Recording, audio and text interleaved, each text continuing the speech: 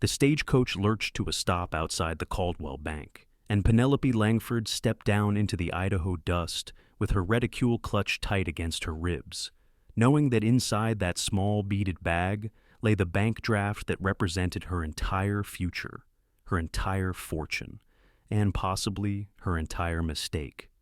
The September sun beat down on the wooden sidewalks of Caldwell in 1883, and Penelope could feel sweat gathering beneath the high collar of her traveling dress as she made her way toward the bank's entrance. She had traveled from Boston for 3 weeks to reach this frontier town, summoned by telegram from her betrothed, Richard Pemberton, who had written that their wedding must be moved up, that he needed her here immediately, that circumstances required swift action. The urgency in his words had seemed romantic at the time, passionate even, but now, as she stood in this unfamiliar place with mountains rising in the distance and strangers eyeing her eastern clothes with curiosity, Penelope felt the first flutter of doubt in her chest. She pushed open the bank door and stepped into the relative cool of the building's interior. A few men stood at the counter conducting business, their voices low and serious. Penelope approached the clerk, a thin man with spectacles perched on his nose. "I am here to see Richard Pemberton," she said, her Boston accent crisp and clear in the dusty air. "He said he would meet me here at 2 o'clock. The clerk glanced up at the clock on the wall. "You are Miss Langford, then?" "I am." "Mr. Pemberton is in the back office with Mr. Hartford, the bank president. I will let them know you have arrived." The clerk disappeared through a doorway, and Penelope waited, her hands folded over her reticule, aware of the weight of the bank draft inside. $50,000, her inheritance from her father, a shipping merchant who had died the previous winter, and left her his fortune with the caveat that she marry before her 25th birthday, or the money would revert to her male cousins. She had just turned 23, and Richard had seemed like Providence itself when he had courted her that spring before heading west to establish his cattle business. The door opened and Richard emerged, and Penelope felt her heart lift at the sight of him. He was handsome. There was no denying that, with his dark hair slicked back and his suit tailored perfectly to his frame. He smiled when he saw her, but something in that smile did not quite reach his eyes. "Penelope, my darling," he said, crossing to her and taking her hands. His grip was firm, almost too firm. "You made excellent time. I trust the journey was not too arduous." "It was long," Penelope admitted, "but I am here now. Richard, your telegram worried me. What circumstances required such urgency?" Richard glanced back at the office door. "Come, let us speak with Mr. Hartford. Everything will be explained." He guided her into the office where a portly man with mutton chop whiskers sat behind a massive desk. He rose when Penelope entered and offered a slight bow. "Miss Langford, a pleasure. I am Samuel Hartford, president of this bank and a close associate of your betrothed. Please, sit." Penelope settled into the chair Richard held for her, and he took the seat beside her, his hand coming to rest on the arm of her chair in a gesture that seemed possessive rather than comforting. "Now then," Hartford said, folding his hands on the desk. "Mr. Pemberton has explained your situation to me. A substantial inheritance contingent upon marriage, and he has proposed a business arrangement that I believe will benefit all parties involved." Penelope looked between the two men, confusion creasing her brow. "A business arrangement? I do not understand. Richard, you said we were to be married." "We are, my dear," Richard said smoothly. "But first, we must ensure your inheritance is properly secured. Your father's will stipulates marriage, yes, but it does not specify what happens to the money after the marriage takes place. Without proper legal protections, you could be vulnerable to any number of financial predators." "Legal protections?" Penelope repeated. Hartford pulled a document from his desk drawer. "A simple contract, Miss Langford. Upon your marriage to Mr. Pemberton, your inheritance will be deposited in an account here at this bank, under Mr. Pemberton's name and management. This will protect the funds from any legal challenges from your cousins and ensure that the money is invested wisely in Mr. Pemberton's cattle venture, which will, of course, benefit you both." Penelope stared at the document, the words swimming before her eyes. "Under Richard's name, but it is my inheritance. My father left it to me." "And it will still benefit you," Richard said, his voice taking on a slightly harder edge. "Really, Penelope, you cannot expect to manage such a sum yourself. You know nothing of business or investment. I am doing this to protect you, to protect us both." Something cold settled in Penelope's stomach. She looked at Richard, truly looked at him, and saw something in his face that she had not noticed before, a calculation, a hunger. "I would like to think about this," she said carefully. "Perhaps consult with a lawyer of my own."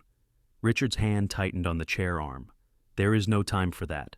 The cattle auction is tomorrow, and if I do not secure the herd, then the opportunity will be lost. I need access to those funds immediately." "Before we are even married?" Penelope asked, her voice rising slightly. "We can be married today," Richard said. "The judge is waiting. We marry, you sign the papers, the money is secured, and we move forward with our lives together. It is all very simple." But it was not simple, Penelope realized. It was not simple at all. She rose from her chair, clutching her reticule. "I need air. I need to think." "Penelope," Richard said, standing as well, his voice dropping to a tone that was almost threatening. "Do not be foolish. You have traveled all this way. Everything is arranged." "And yet, I find I need time to consider," Penelope said, moving toward the door. "I will be staying at the hotel. You may call on me this evening." She left before Richard could protest further, walking quickly out of the bank and into the bright afternoon sun. Her heart was pounding, and her mind raced with questions and doubts that she could no longer ignore. Why had Richard never mentioned this arrangement in his letters? Why the sudden urgency? Why did he need her money before they were even properly wed? Penelope walked without direction, her feet carrying her away from the bank and down the main street of Caldwell. The town was larger than she had expected, with a good number of businesses lining the thoroughfare and people going about their daily routines. She passed a general store, a saloon, a livery stable, and found herself near the edge of town, where the buildings gave way to open land and the mountains rose blue and distant against the sky. She stopped near a fence where several horses grazed in a paddock, and she took deep breaths of the clean air, trying to calm the turmoil in her chest. How had she been so blind? Had there been signs in Richard's letters that she had missed, too eager to secure her inheritance, and too lonely after her father's death to see clearly? "You look like someone just tried to sell you a lame horse and called it a bargain." Penelope turned to find a man leaning against the fence a few yards away, his hat pushed back on his head and his eyes kind despite the directness of his words.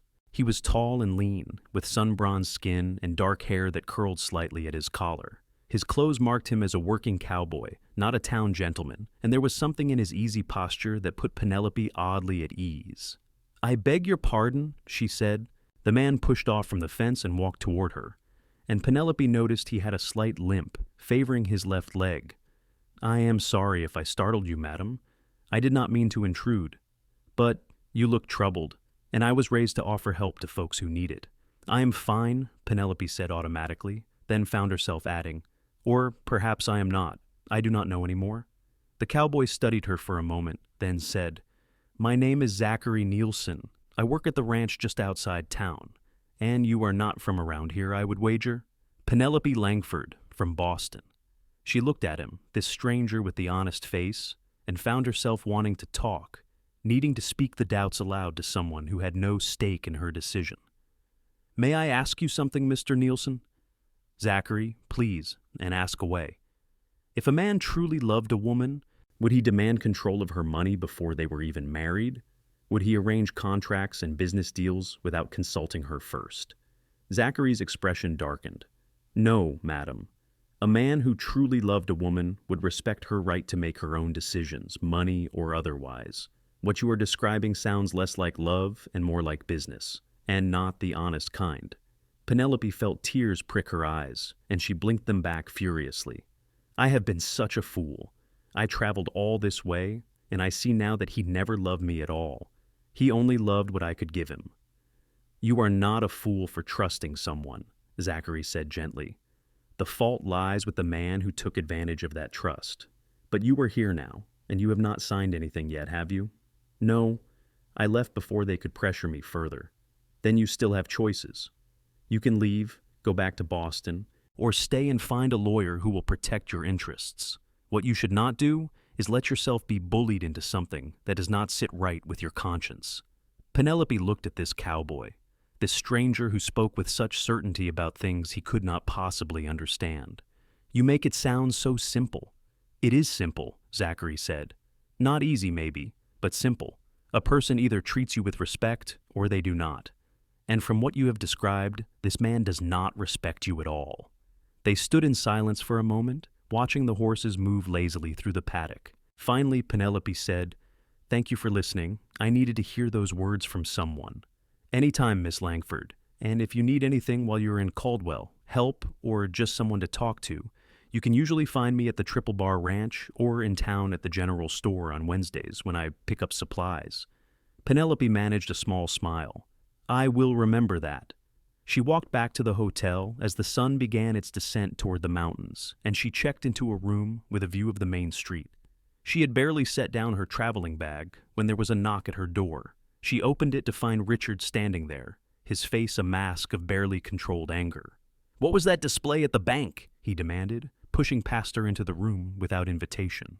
"Richard, please," Penelope said, alarm rising in her chest. "You should not be in my room. It is not proper." "Proper?" Richard laughed, but there was no humor in it. "You are lecturing me about proper behavior when you humiliated me in front of Samuel Hartford? When you put our entire future at risk?" "Our future or your cattle deal?" Penelope asked, finding courage in her anger. "You have not once asked me how I am feeling, whether the journey was difficult, whether I am happy to be here. All you care about is my money." Richard's jaw tightened. "I care about building a life for us. That requires capital, Penelope. I thought you understood that. I understood that we would build a life together, as partners. But you want me to simply hand over my entire inheritance to you, without question, without even the protection of marriage first. How am I to trust that?" "Because I am telling you to trust me," Richard said, his voice dropping to a dangerous level. "Because I am your betrothed, and you owe me your obedience and your faith." "I owe you nothing until we are married," Penelope said, her chin lifting.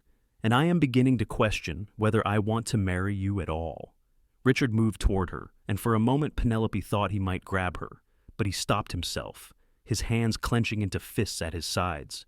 "You cannot back out now. We have an agreement. I have made plans based on your assurances." "Plans for my money, you mean?" "Money that will be worthless to you if you do not marry by your birthday," Richard hissed. "Where will you go? Back to Boston to live on charity from your cousins? They will not take you in, Penelope. They are waiting for you to fail so they can claim what should have been theirs in the first place." "Then I will find another way," Penelope said, though her heart quailed at the thought. Richard was right about her cousins. They had made it clear they believed her father's fortune should have gone to them, and they would show her no mercy if she returned penniless.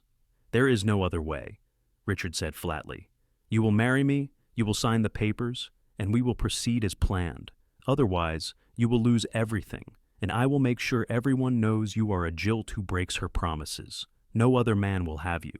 He left then, slamming the door behind him, and Penelope sank onto the bed, her whole body shaking. She had never seen that side of Richard before, had never realized the cruelty that lurked beneath his polished exterior. She thought of the document at the bank, of Richard's insistence on controlling her money, and she knew with certainty that if she married him and signed those papers, she would never see a penny of her inheritance again. He would take it all, and she would be left with nothing, not even her freedom. She could not marry him. She knew that now. But what choice did she have? She was alone in a strange town with no family, no friends, and a deadline looming over her like a storm cloud. If she did not marry before her 25th birthday, 18 months from now, her inheritance would pass to her cousins, and she would be destitute.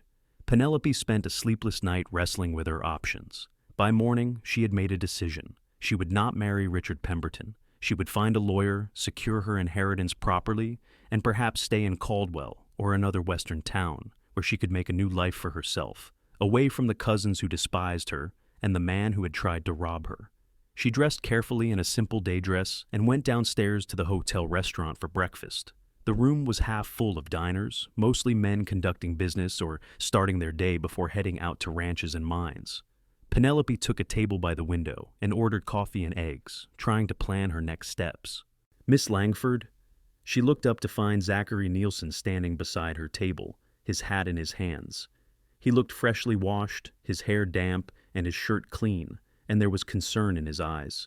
"Mr. Nielson, Zachary, good morning." May I sit? I do not mean to intrude, but I heard some talk in town this morning that concerned me.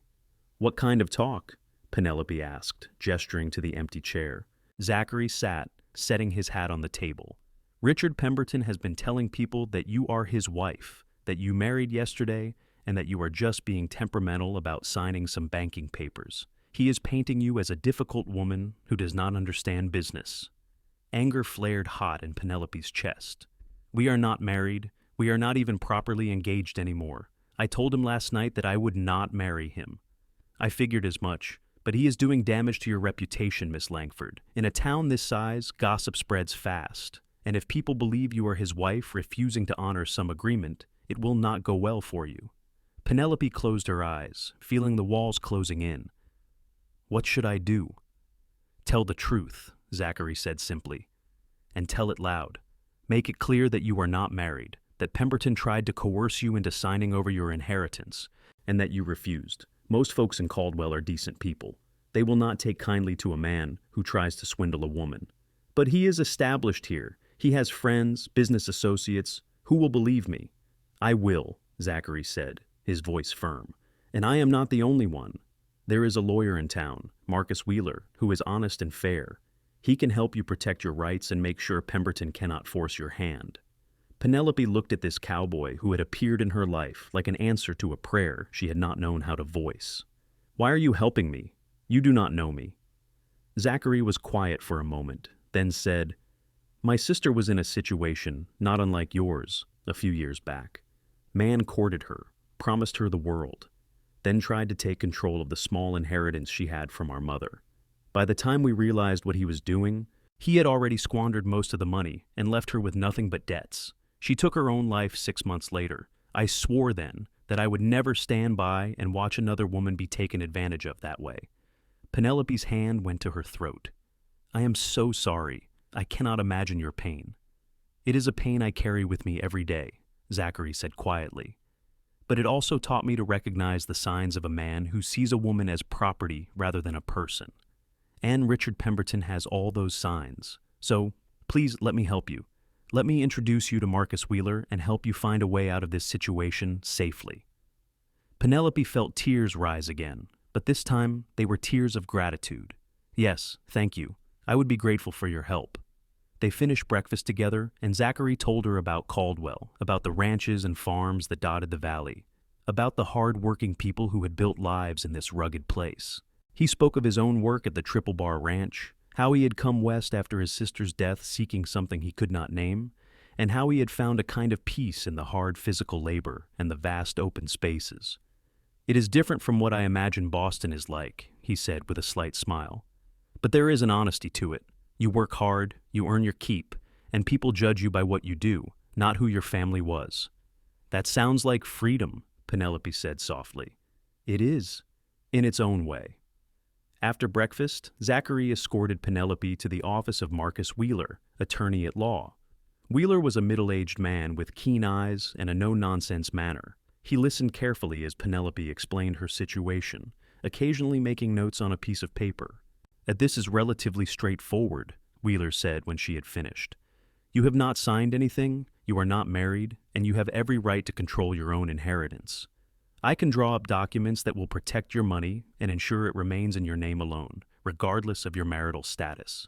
The only complication is the clause in your father's will requiring you to marry by your 25th birthday. Is there any way around that? Penelope asked. Not without contesting the will itself, which would be time-consuming and expensive. However, you do have 18 months to find a suitable husband, and you are under no obligation to marry Richard Pemberton specifically. Your father required marriage, but he did not specify to whom. Penelope felt a small measure of relief. At least she had time, if nothing else. What about Pemberton? Zachary asked.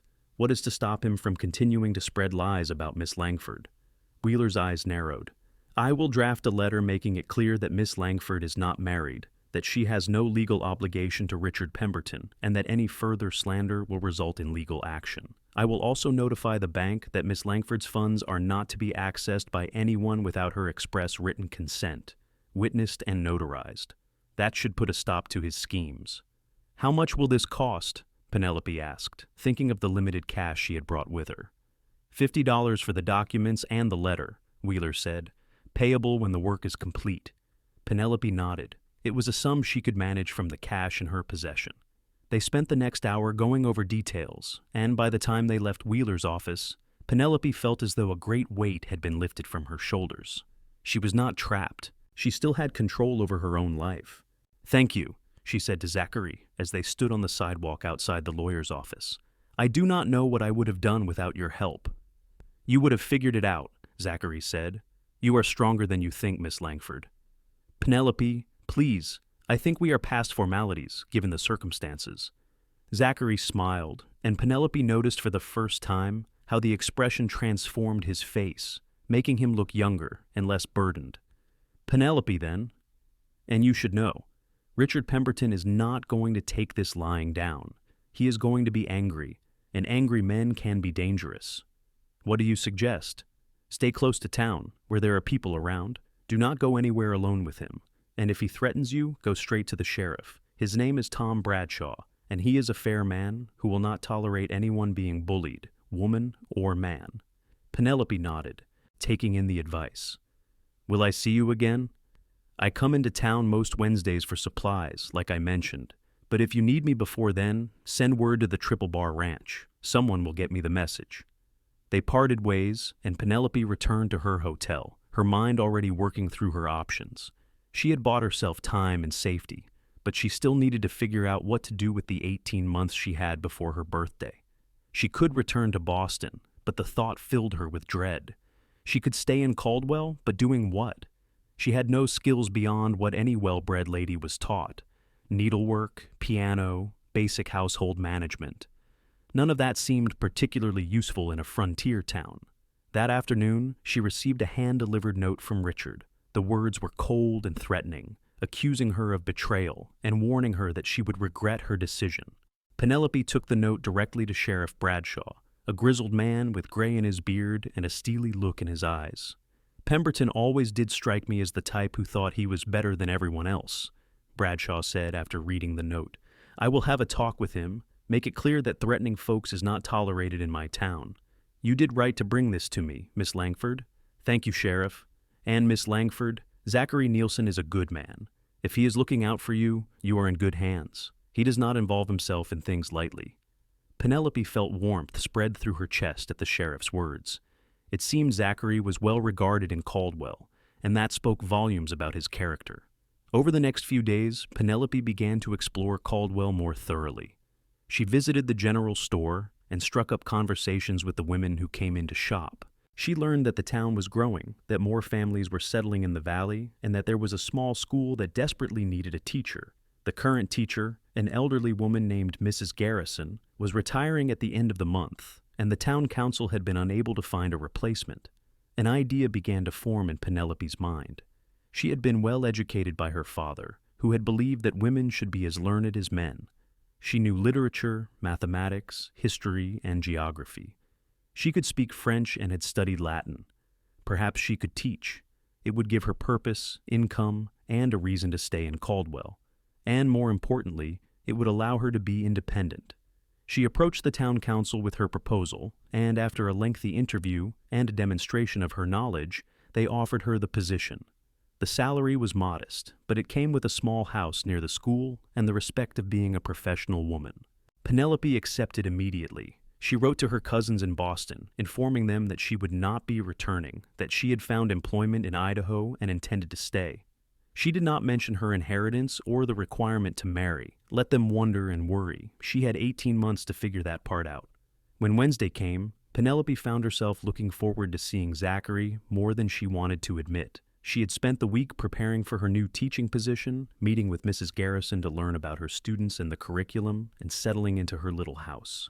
It was simple compared to her father's home in Boston, just 3 rooms and a small kitchen, but it was hers, and she found she loved it. She was walking back from the school when she spotted Zachary's tall form outside the general store, loading supplies into a wagon. She approached with a smile she could not quite contain. "Hello, Zachary." He turned and his face lit up when he saw her. "Penelope, how have you been? Any more trouble from Pemberton?" "Nothing I could not handle. The sheriff spoke with him, and Mr. Wheeler's letter was delivered. I think Richard finally understands that I will not be changing my mind. I heard he left town yesterday, heading to Boise for some business deal. Good riddance, Zachary said. And what about you? What are your plans? Penelope told him about the teaching position, about the house and the students she would meet in a few weeks when the term began. As she spoke, she watched Zachary's face, saw the approval and admiration there, and felt something shift in her chest. This was not the calculated interest Richard had shown, not the hunger for what she could provide. This was genuine respect, genuine pleasure in her success. That is wonderful, Zachary said when she finished. The children here need a good teacher, and I think you will be excellent at it. I hope so. I confess I am nervous. I have never done anything like this before. You will be fine. You have courage, Penelope. You proved that when you stood up to Pemberton. Teaching a room full of children will be simple by comparison. They talked for a while longer, and before he left, Zachary said, "Would you like to see the ranch? I know the owner, Mr. Caldwell. The town was named after his father. Would not mind if I showed you around. It is beautiful country out there, and it might give you a better sense of where your students come from." "I would like that very much," Penelope said. They arranged to meet on Sunday afternoon, Zachary's day off from ranch work, and Penelope returned to her house with a lightness in her step she had not felt in months. Sunday dawned clear and bright, and Zachary arrived at her house driving a small buggy pulled by a gentle mare. He helped Penelope up to the seat, his hand strong and steady on her arm, and they drove out of town into the rolling hills that surrounded Caldwell. The Triple Bar Ranch sprawled across several hundred acres of grassland, with the Boise Mountains rising in the distance. Cattle dotted the fields, and Penelope could see several cowboys working with horses in a distant corral. Zachary drove her through the property, pointing out landmarks and explaining the workings of a cattle ranch. "It is hard work," he said, "but good work.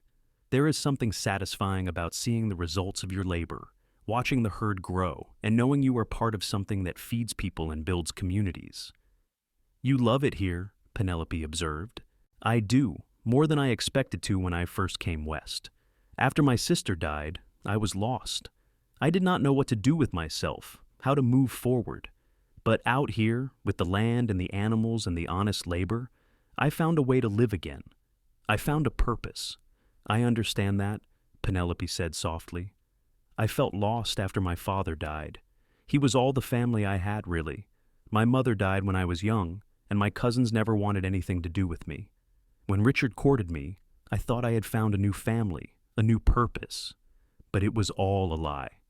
Coming here, deciding to teach, it is the first time I have felt like I am choosing my own path." Zachary looked at her, and there was something in his eyes that made Penelope's breath catch. "You deserve to choose your own path. You deserve someone who sees you for who you are, not what you can provide."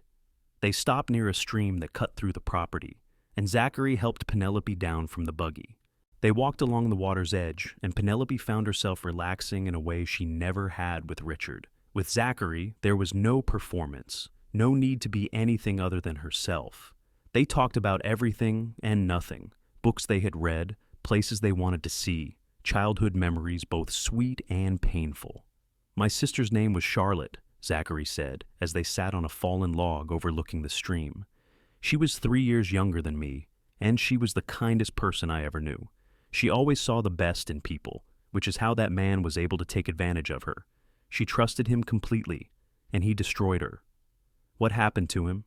Penelope asked gently. "He left town before I could find him. Part of me is glad because I do not know what I would have done if I had caught him. I was so angry, so full of rage and grief.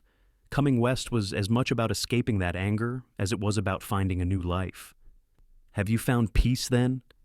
Zachary was quiet for a long moment. "I am finding it, slowly, and helping you, seeing you stand up for yourself and choose your own path. That has helped. It feels like maybe Charlotte's suffering was not entirely meaningless if I can use what I learned to help someone else." Penelope reached out and took his hand, a gesture of comfort and connection. "Your sister would be proud of you, I think. Proud of the man you have become." Zachary looked down at their joined hands, then back up at her face. "May I tell you something?" "Of course. I have thought about you every day since we met. I know it has only been a week, and I know you have just escaped from an engagement to another man, but I cannot help how I feel. You are the bravest, most remarkable woman I have ever met, and I find myself wanting to know everything about you, wanting to be part of your life in whatever way you will allow." Penelope's heart was racing. She knew she should be cautious, should protect herself after what had happened with Richard, but there was something about Zachary that felt fundamentally different. He was not asking for anything from her, not trying to take or control. He was simply being honest about his feelings, leaving the choice in her hands. "I have thought about you too," she admitted, "more than I probably should, given the circumstances. But Zachary, I am not ready for another engagement. I need time to figure out who I am on my own, to build my own life before I can consider sharing it with someone else." "I understand," Zachary said, "and I am not asking for promises or commitments. I just wanted you to know how I feel. We can take whatever time you need. I will be here, as a friend or more, whatever you are ready for."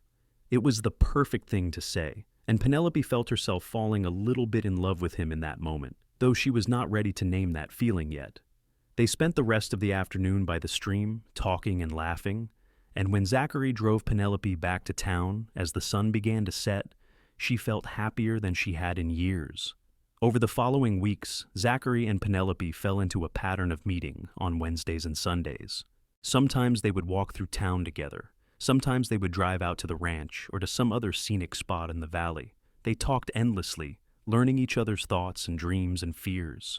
Penelope told Zachary about her childhood in Boston, about her father's shipping business, and the loneliness of growing up as an only child in a house full of servants but empty of warmth.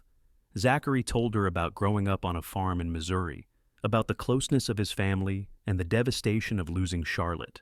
Penelope began teaching in late September, and she threw herself into the work with enthusiasm.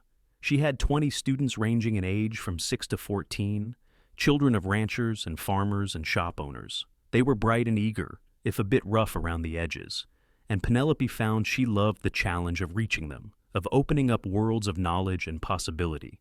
Zachary would sometimes stop by the school on Wednesday afternoons after picking up supplies, and he would watch through the window as Penelope taught, a smile on his face.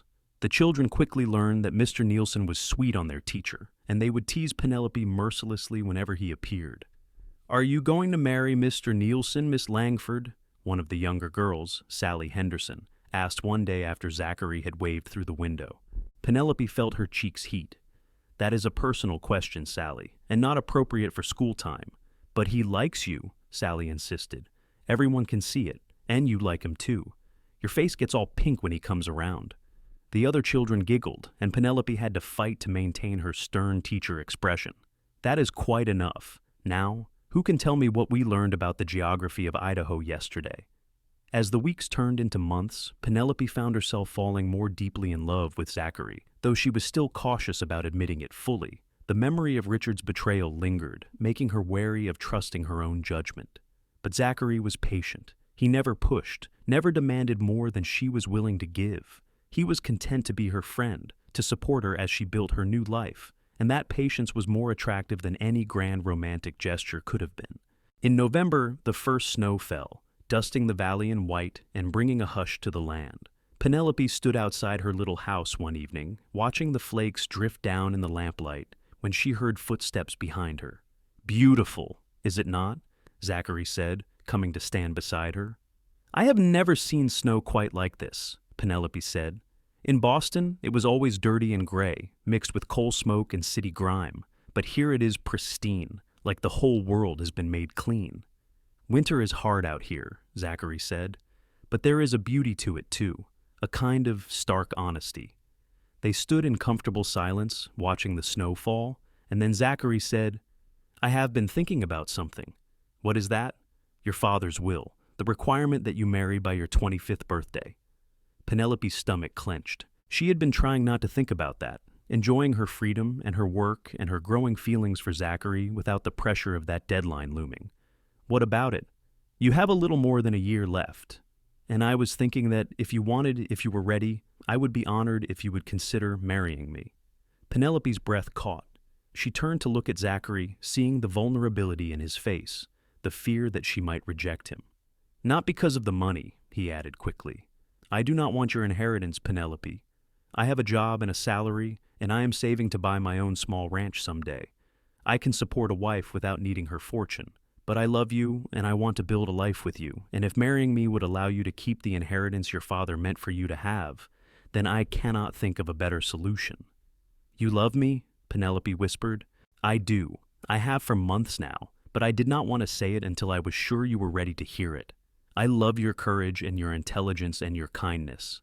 I love the way you light up when you talk about your students and the way you laugh at my terrible jokes. I love everything about you, Penelope Langford, and I will wait as long as you need me to wait, but I wanted you to know." Tears spilled down Penelope's cheeks, freezing almost instantly in the cold air. "I love you too," she said. "I think I have loved you since that first day when you told me I was not a fool for trusting someone. You have been my anchor, Zachary, my safe harbor in a storm I did not know how to navigate. But I am afraid." "Of what?" "Of making another mistake, of trusting the wrong person again. Richard seemed so perfect at first, and look how that turned out." Zachary took her hands in his grip warm and steady. "I am not Richard Pemberton. I will never try to control you or take what is yours. If you marry me, your money will stay in your name. We can have Marcus Wheeler draw up whatever legal documents you need to feel safe. I want you, Penelope, not your inheritance. And if you need more time to be sure of that, I will give you all the time you need."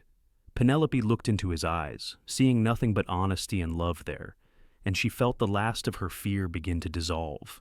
This was not Richard. This was Zachary, the man who had protected her when she was vulnerable, who had supported her dreams without trying to control them, who had waited patiently for months without demanding anything in return. This was the man she loved, and she knew with sudden clarity that she could trust him with her heart and her future. "I do not need more time," she said. "Yes, Zachary, I will marry you." Zachary's face broke into a smile so wide and joyful that it took Penelope's breath away. He pulled her into his arms, lifting her off her feet and spinning her around in the snow, both of them laughing like children. When he set her down, he kissed her for the first time, a sweet, gentle kiss that promised everything she had ever hoped for. They were married 2 weeks later, in early December of 1883, in a simple ceremony at the Caldwell church. Marcus Wheeler stood as witness, along with Sheriff Bradshaw and several of Penelope's students. True to his word, Zachary had Marcus draw up documents ensuring that Penelope's inheritance remained solely in her name, with Zachary having no legal claim to it.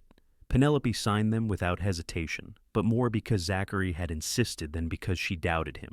She knew now that he would never try to take what was hers. After the ceremony, there was a small celebration at the hotel, and then Zachary took Penelope to a little house he had been renting on the edge of town, slightly larger than her teacher's cottage. He had furnished it modestly but carefully, with everything they would need to start their life together.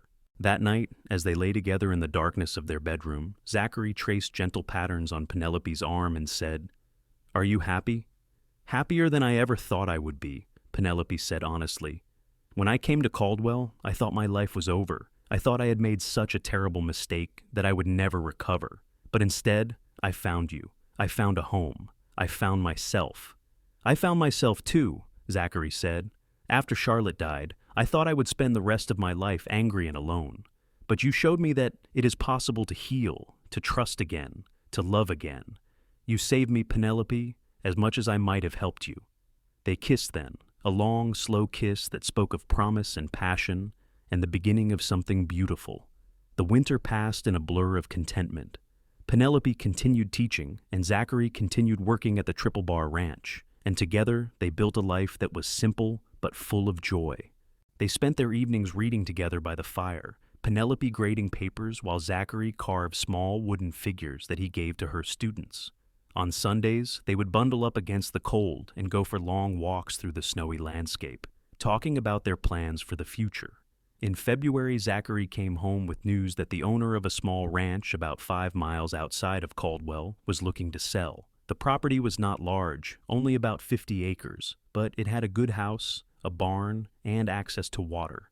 Zachary had been saving for years toward his dream of owning his own place, and with Penelope's encouragement, he approached the owner about purchasing it.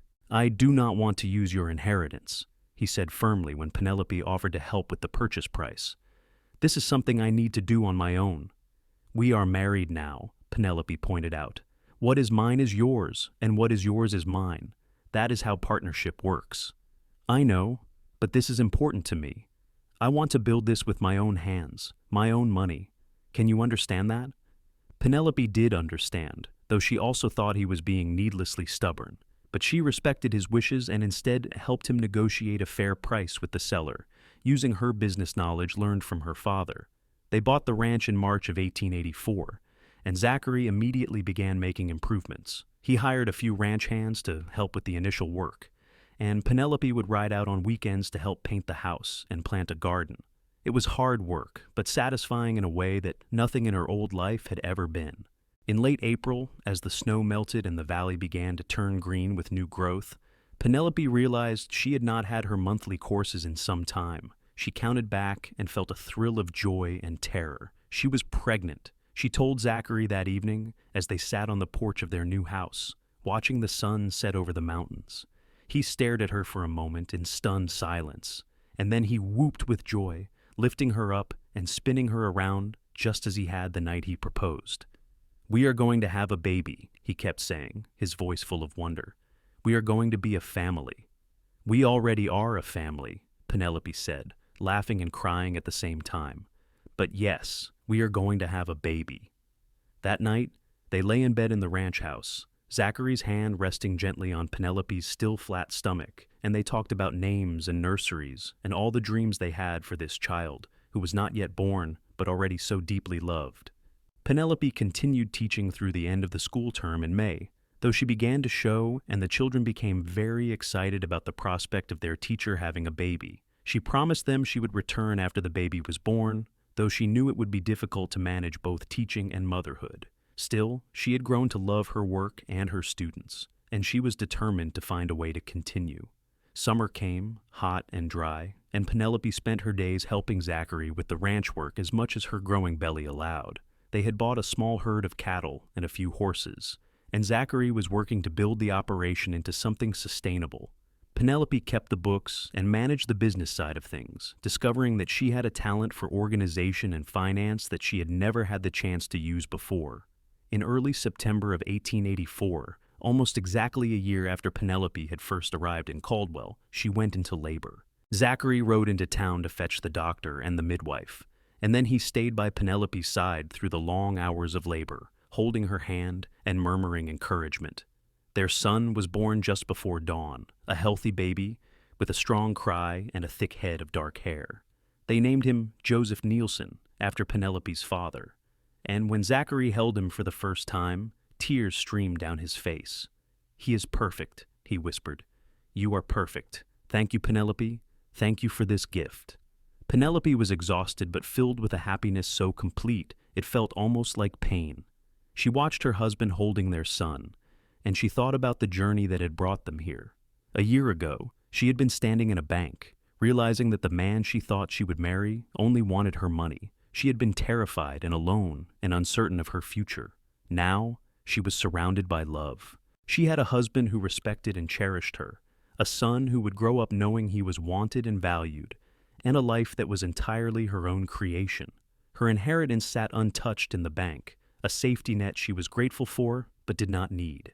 She and Zachary were building something together, something real and lasting, and no amount of money could compare to that. As fall turned to winter and winter turned to spring, the Nielson Ranch prospered. Word had spread about Zachary's honesty and hard work, and other ranchers in the valley began to seek him out for advice and partnership. Penelope returned to teaching part-time, bringing baby Joseph with her to school and allowing her students to help care for him during lessons. The children adored him, and it became a mark of honor to be chosen to hold the baby or rock his cradle during reading time. In the summer of 1885, Penelope's 25th birthday came and went without fanfare. She had met the terms of her father's will, and her inheritance was secure. Marcus Wheeler had sent her updated documents confirming that the money was now irrevocably hers, with no further conditions. Penelope filed the papers away without much thought. The inheritance had been important once, but it seemed almost irrelevant now compared to the life she had built. One evening in late summer, as Penelope and Zachary sat on their porch watching Joseph toddle around the yard chasing chickens, Zachary said, "Do you ever regret it?" Regret what? Penelope asked. Leaving Boston, leaving behind the life you could have had there, with all the society and culture and opportunity. Penelope thought about it seriously before answering. No, she said finally. I do not regret it at all. That life was never really mine. It was my father's life, and I was just living in it. Here, I have something that is truly mine. I have work that matters, a community that values me, and most importantly, I have you and Joseph. I would not trade that for anything. Zachary reached over and took her hand, lacing his fingers through hers. I am glad, because I cannot imagine my life without you in it. You and Joseph are everything to me. They sat in comfortable silence, watching the sun paint the sky in shades of orange and pink, and Penelope felt a deep sense of contentment settle over her. This was what happiness looked like. Not grand gestures or expensive gifts, but simple moments of connection with the people you loved. In the autumn of 1885, Penelope received a letter from Boston. It was from a lawyer representing her cousins, informing her that they were contesting her father's will, on the grounds that her marriage to Zachary had been fraudulent, entered into solely to secure the inheritance. They demanded that the money be turned over to them immediately, or they would pursue legal action. Penelope read the letter twice, feeling anger build in her chest. After everything she had been through, after building a life and a family and finding genuine happiness, her cousins were still trying to take from her. She showed the letter to Zachary, who read it with a deepening frown. What do you want to do? He asked. I want to fight them, Penelope said fiercely. I want to make it clear that they have no claim to my father's money, that I fulfilled the terms of his will honestly and completely. This is not about the money anymore, Zachary. It is about principle. It is about not letting bullies win. Then we will fight them, Zachary said, whatever it takes. Marcus Wheeler was confident that the cousins had no legal standing. Penelope had married before the deadline, and there was ample evidence that her marriage to Zachary was genuine and not a fraud. Witnesses could testify to their courtship, their home, their child. The cousins were grasping at straws, Wheeler explained, hoping to intimidate Penelope into surrendering the inheritance without a fight. Penelope wrote a response through Wheeler, making it clear that she would not be intimidated, that she had witnesses and documentation proving the legitimacy of her marriage, and that if her cousins pursued this matter, she would countersue for harassment and defamation. The threat was enough. A few weeks later, Wheeler received notice that the cousins had dropped their challenge. They were never going to win, Wheeler said when he delivered the news. They knew that. They were just hoping you would be scared enough to give in. I am glad you stood your ground. I learned from experience, Penelope said, thinking of Richard Pemberton and the bank in Caldwell, that sometimes the only way to deal with people who want to control you is to refuse to be controlled. That winter was harsh, with heavy snows and bitter cold, but the Nielson ranch weathered it well. Zachary had prepared carefully, laying in supplies and making sure the livestock had adequate shelter. Penelope kept the house warm and comfortable, and little Joseph, now walking and beginning to talk, brought joy and laughter to even the darkest days. In the spring of 1886, Penelope discovered she was pregnant again. This time, the news came with less surprise, but no less joy. Joseph would be a big brother, and the Nielson family would grow. Their daughter was born in November of 1886, a tiny, perfect girl with Penelope's blonde hair and Zachary's dark eyes. They named her Charlotte, after Zachary's sister, and Zachary wept when he held her for the first time, overwhelmed by the emotions of grief and joy intertwined. Charlotte would have loved her, he said, his voice choked. She would have been the best aunt. She would have been, Penelope agreed, touching her daughter's soft cheek. And we will tell our Charlotte about her, about what a kind and wonderful person she was. She will live on through our daughter. As the years passed, the Nielson ranch continued to grow and prosper. Zachary's reputation as an honest and skilled rancher spread throughout southern Idaho, and he was frequently called upon to help settle disputes or advise other ranchers. Penelope continued teaching, though with 2 children it became impossible to manage full-time. She arranged to teach 3 days a week, with another teacher covering the other days, and the arrangement worked well. In 1888, Joseph started school, sitting proudly in his mother's classroom and trying very hard to be the best student. Charlotte was a whirlwind of energy, constantly following her father around the ranch and insisting on helping with chores, despite being too small to be much actual help. Zachary adored her, and everyone in Caldwell commented on what a devoted father he was. One evening in late summer of that year, Penelope and Zachary were sitting on their porch after the children had been put to bed, enjoying the cool evening air.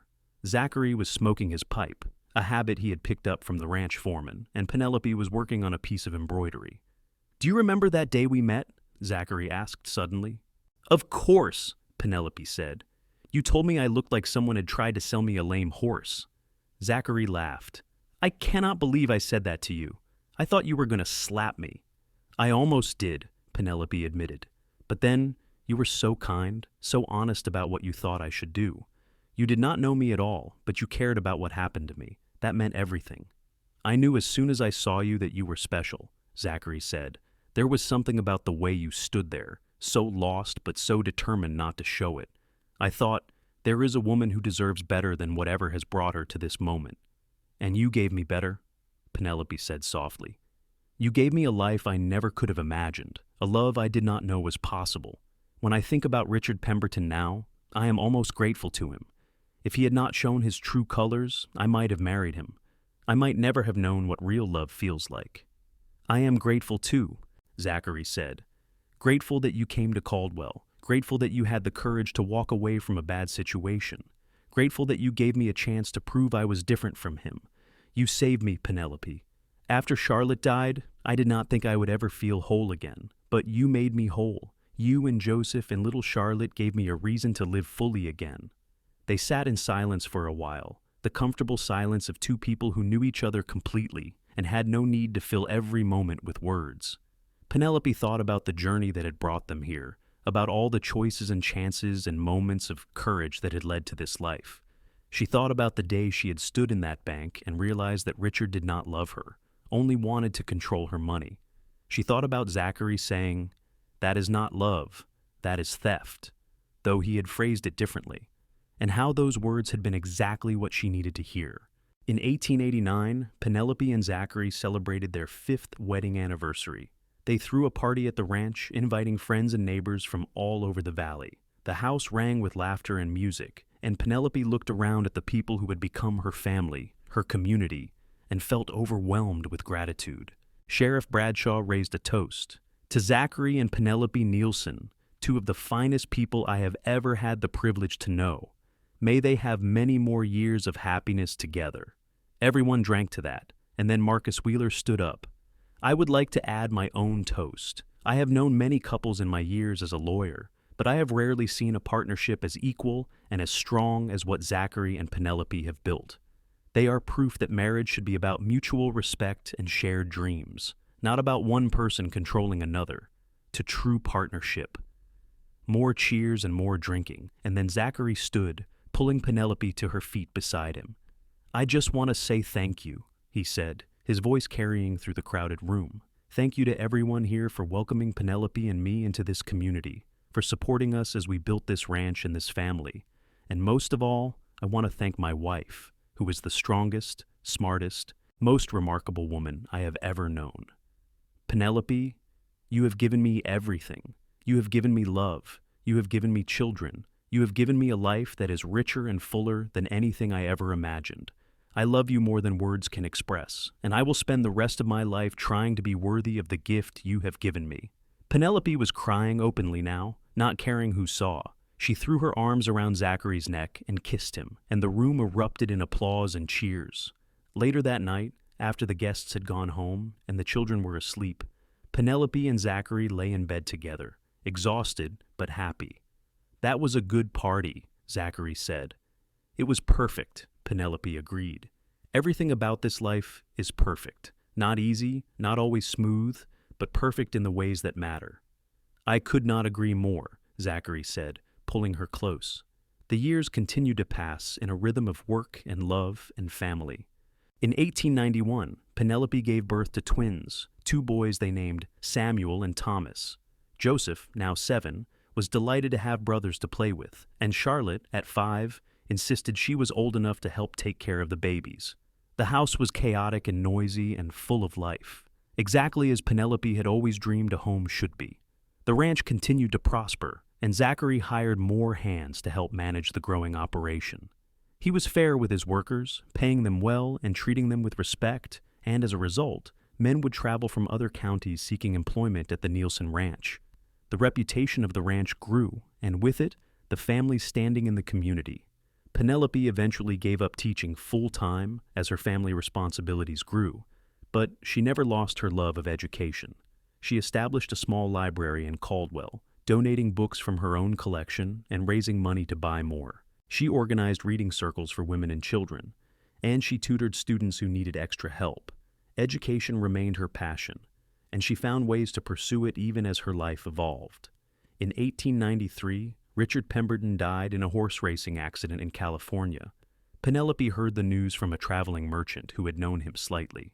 She felt nothing when she heard it, no satisfaction at his death, no lingering anger or hurt. He had become irrelevant to her life, a brief mistake that had led her to something infinitely better. She said a brief prayer for his soul and then put him out of her mind entirely. That same year, Zachary bought another 100 acres adjacent to their property, expanding the ranch significantly. They built a new, larger house to accommodate their growing family. A beautiful 2-story structure with a wraparound porch and large windows that let in the mountain light. Penelope designed the interior, creating spaces that were both functional and beautiful. And when they moved in, she felt as though they had truly arrived, that they had built something permanent and lasting. In 1895, when Penelope was 32 and Zachary was 35, they celebrated their 10th wedding anniversary. They took a trip to Boise, leaving the children with a trusted neighbor, and spent a week just enjoying each other's company. They stayed in a nice hotel, ate in restaurants, went to the theater, and remembered what it was like to be just a couple rather than parents and ranchers and community members. "I would do it all over again," Penelope said one evening as they walked through the streets of Boise, arm in arm. "Every single moment, every decision, every choice that brought us here. I would not change a thing." "Even the hard parts?" Zachary asked. "Even Richard and the cousins and all the struggles?" "Even those," Penelope said, "because they taught me who I am and what I am capable of. They taught me that I am stronger than I thought, that I can stand up for myself and build a life on my own terms. And most importantly, they brought me to you." Zachary stopped walking and turned to face her, taking both her hands in his. "You are the best thing that ever happened to me, Penelope Nielson. I cannot imagine my life without you in it. You are my partner, my best friend, my love. You are everything." They kissed there on the street, not caring who saw them, and Penelope felt the same thrill she had felt the first time Zachary had kissed her in the snow all those years ago. The children grew. Joseph became a serious, thoughtful boy who loved working with the horses and showed promise as a rancher like his father. Charlotte was wild and free-spirited, more interested in climbing trees and catching frogs than in the domestic arts her mother tried to teach her, though Penelope encouraged her daughter's independence and adventurous spirit. The twins, Samuel and Thomas, were inseparable and got into constant mischief, keeping the entire household on their toes. In 1897, Penelope's inheritance finally ran out. She had been careful with the money, using it sparingly to help with ranch expenses during difficult years and to fund her educational projects in town. When the last of it was gone, she felt a strange sense of relief. The inheritance had been a burden as much as a blessing, a reminder of her father's attempt to control her life from beyond the grave. Now it was gone, and what remained was only what she and Zachary had built together. "How do you feel?" Zachary asked when she told him the account was empty. "Free," Penelope said. "Everything we have now is ours, truly ours. We built it together, and no one can ever say we did not earn it." Zachary smiled and pulled her into his arms. "We did earn it. Every acre, every cow, every moment of happiness. We earned all of it through hard work and love and partnership. And I am proud of what we have built, Penelope. Prouder than I have ever been of anything." The new century arrived with celebration and hope. The children were growing into remarkable young people. The ranch was thriving, and Penelope and Zachary's love had only deepened with time. They had weathered droughts and harsh winters, economic downturns and personal losses, but they had weathered them together, and their partnership had only grown stronger. In 1902, Joseph turned 18 and announced his intention to start his own ranch with money he had saved from working. Penelope and Zachary helped him find property, gave him advice, and watched with pride as he began to build his own legacy. Charlotte, at 16, announced she had no interest in marriage and wanted instead to become a veterinarian, a profession almost unheard of for women, but one that Penelope and Zachary encouraged wholeheartedly.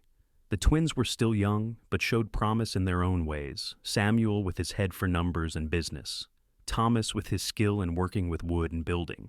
Penelope was 40 years old now, with streaks of silver in her blonde hair and lines around her eyes from years of smiling.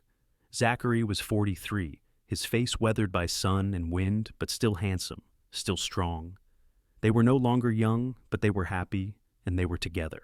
One evening in late summer, as they sat on the porch of their home watching the sun set over the mountains they had come to love so much, Zachary said, "Do you remember when I first told you that what Richard was doing was not love, but theft?"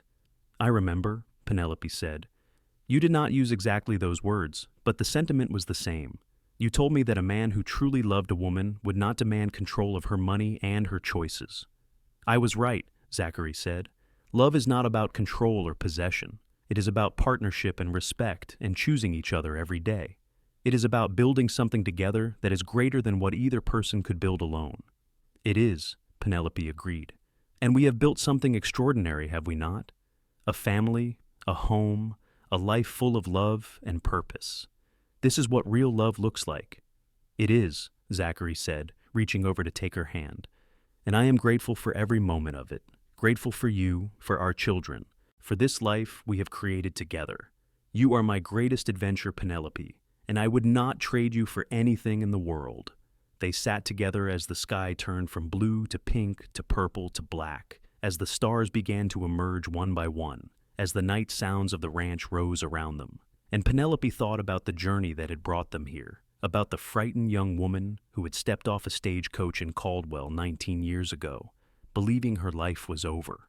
That woman had found the courage to walk away from a man who wanted to control her, to build a life on her own terms, and to trust her heart to someone who truly deserved it. She had found love, real love, the kind that respected and cherished and lifted up. She had found partnership and purpose and a family that was everything she had ever dreamed of. As they finally stood to go inside, Penelope looked back at the mountains one more time, at the vast sky overhead, at the land they had made their own through years of hard work and dedication. This was home. This was love. This was the life she had chosen, and it was perfect. Years continued to pass in their steady rhythm. Charlotte went east to study veterinary medicine, writing letters home full of excitement about her studies and the few other women in her program. Joseph married a local rancher's daughter and started a family of his own, making Penelope and Zachary grandparents. The twins finished their schooling and decided to go into business together, opening a lumber mill that served the growing communities throughout southern Idaho. In 1910, Penelope and Zachary celebrated their 25th wedding anniversary.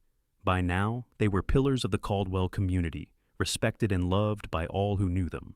Their children and grandchildren gathered at the ranch for a grand celebration, and Penelope looked around at the faces of the people she loved most, overwhelmed by gratitude for the life she had been given. 25 years, she said to Zachary as they danced together under strings of lanterns hung in the yard. It feels like both a lifetime and no time at all.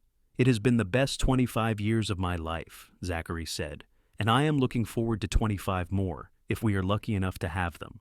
They were lucky. They had decades more together, watching their children and grandchildren grow, watching the world change around them while their love remained constant. Through it all, they held to the principles that had guided them from the beginning: respect, partnership, honesty, and love. Penelope never forgot the lesson she had learned all those years ago in the Caldwell bank.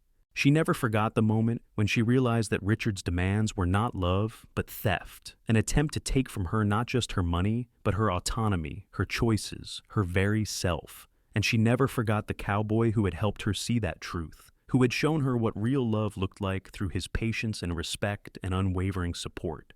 She had found her happily ever after, not in grand gestures or romantic fantasies, but in the daily choice to build a life with someone who valued her as an equal partner. She had found it in the laughter of her children, in the satisfaction of work well done, in the quiet moments shared with the man who had stood by her through everything. As the sun set on their lives together, many years later, With both Penelope and Zachary having lived long, full lives, surrounded by children and grandchildren and even great-grandchildren, they could look back with no regrets. They had built something beautiful together, something lasting, something real. They had proved that love, true love, was not about possession or control, but about freedom and partnership and choosing each other day after day, year after year, for a lifetime. Their story became part of Caldwell's history, told and retold as an example of what marriage could be, when two people came together as equals, when respect and love formed the foundation rather than money or social obligation. The Nielson Ranch prospered for generations, and the family name became synonymous with integrity and hard work and the kind of love that transforms lives. And it all began with a frightened young woman stepping off a stagecoach, a cowboy with kind eyes leaning against a fence, and the simple truth that love is not about taking, but about giving freely, without conditions or demands. That truth had saved Penelope from a terrible mistake, had led her to genuine happiness, and had created a legacy that would outlive them both. Their love story was not perfect, but it was real, and in the end, that was all that mattered.